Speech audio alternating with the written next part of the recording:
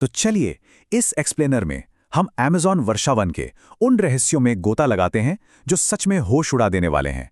हम अक्सर अमेज़न के पेड़ों और जानवरों की बात करते हैं, है ना?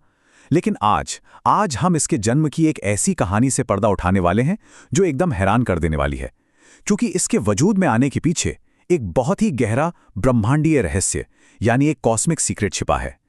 अब जरा सोचिए, हमारी दुनिया आज कितनी एडवांस हो चुकी है, फिर भी अमेज़न का एक बहुत बड़ा हिस्सा, करीब 75%, आज भी पूरी तरह से अनजाना है।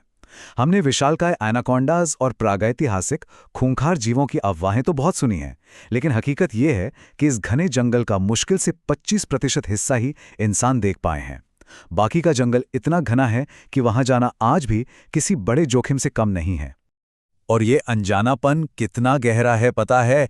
इस जंगल में हर तीसरे दिन, जी हाँ, हर 3 दिन में एक नई वैज्ञानिक खोज होती है।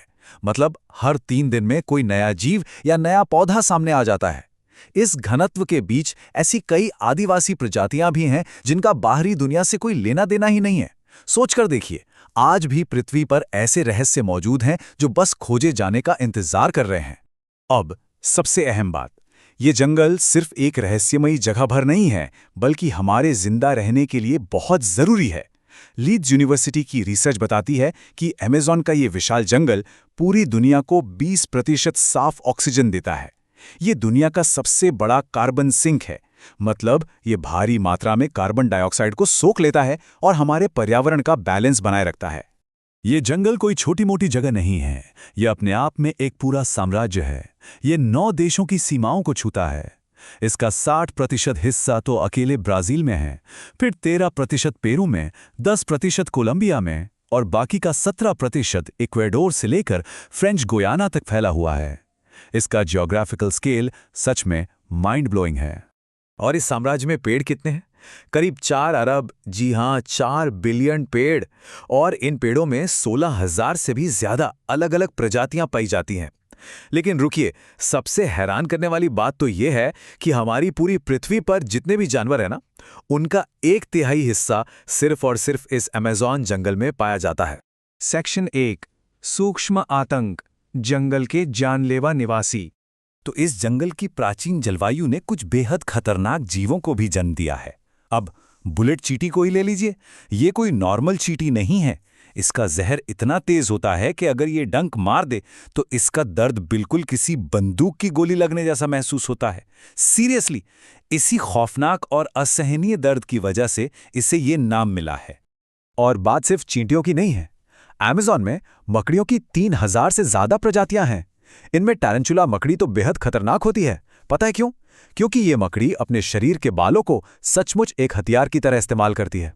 जब इसे खतरा लगता है तो ये अपने बाल हवा में उछालती हैं, और अगर ये इंसान की आंख में चले जाएं तो उसे बुरी तरह घायल कर सकते हैं या अंधा भी कर सकते हैं।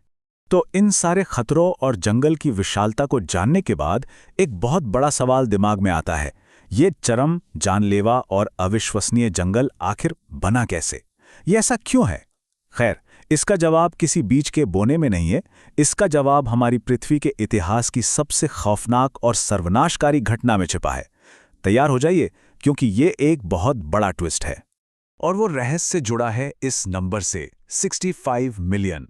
ठीक 6.5 करोड़ साल पहले धरती के साथ कुछ ऐसा हुआ जिसने सब कुछ हमेशा के लिए बदल कर रख दिया।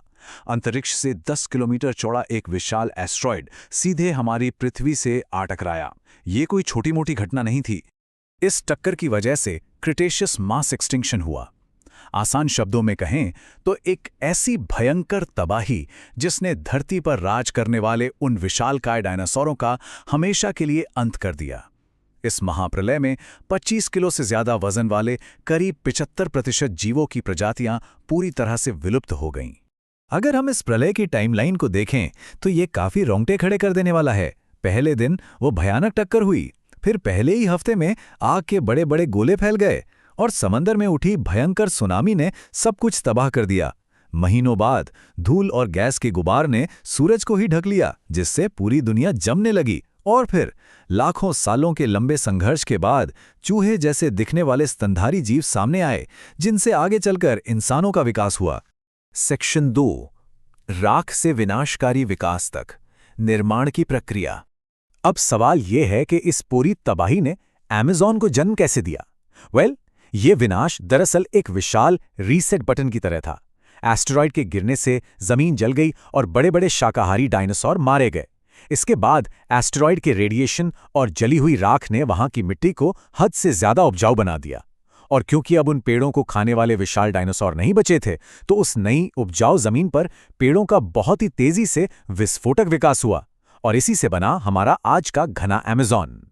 इसे ऐसे समझिए जैसे कोई ज्वालामुखी फटता है, उसका लावा सब कुछ जलाकर राख कर देता है ना, लेकिन कुछ सालों बाद वही लावा एक बहुत ही उपजाऊ जमीन तैयार करता है जहां जीवन फिर से लहलहा उठता है। ये नेचर का एक बहुत ही साफ रूल है। एक नए, शानदार और समृद्ध जीवन की नींव रखने के लिए अक्सर भयानक विनाश की जरूरत पड़ती है। इस कॉन्सेप्ट को और अच्छे से समझने के लिए जरा इन 5 मास एक्सटिंक्शंस पर नजर डालिए जो हमारी धरती ने झेले हैं। हर महाविनाश के बाद जीवन ने एक नया रूप लिया। हमारा ये खूबसूरत अमेज़न जंगल सीधे तौर पर इसी 5वें यानी क्रिटेशियस मास एक्सटिंक्शन का ही नतीजा था। एक के अंत ने दूसरे की शानदार शुरुआत की। तो ये सब हमें आज के लिए क्या सिखाता है? साइंटिस्ट कार्लोस नोब्रे की रिसर्च एक बहुत बड़ी चेतावनी देती है। जिस तेजी से आज हम वनों की कटाई और प्रदूषण कर रहे हैं, वो लाखों सालों में बने कुदरत के बैलेंस को बिगाड़ रहा है। तो क्या इंसान अपनी हरकतों से पृथ्वी को अगले बड़े रीसेट यानी छठे मास एक्सटिंक्शन की तरफ धकेल रहा है?